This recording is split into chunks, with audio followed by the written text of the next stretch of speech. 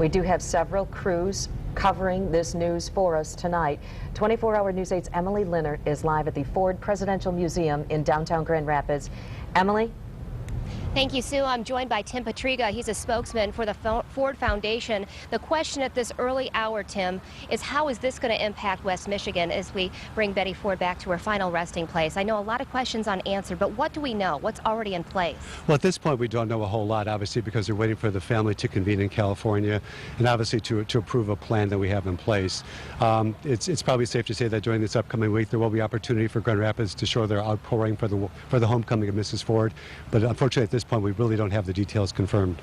Okay. We do know that the services will take place at the same church that President Ford, his services. Yes, we're assuming so at this point. Okay. So the people of West Michigan, what do they need to keep in mind as these days unfold? And we're going to be in the national spotlight.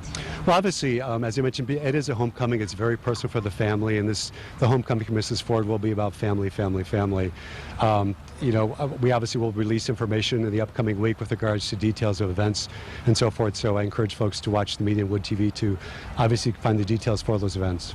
Although they haven't lived here in many years, Grand Rapids was still home for them. Yes, this is truly home. I mean, many of us that live here in the community will recall when President Ford was welcomed home, 60,000 people waited outside this museum on a cold December evening just to pay their support to the president and to welcome him home as well. So we do expect the same outpouring for Mrs. Ford as well. All right, Tim Pietryga, thank you very much. Thank you, a busy place back then. It is a busy place tonight, too. People are starting to hang around from the vigil that happened just down the hill here for the people shot and killed yesterday.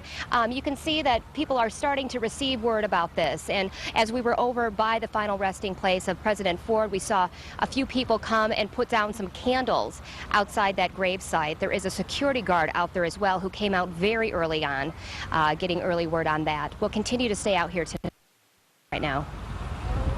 Emily Linnert, thank you for that live report from the Ford Museum.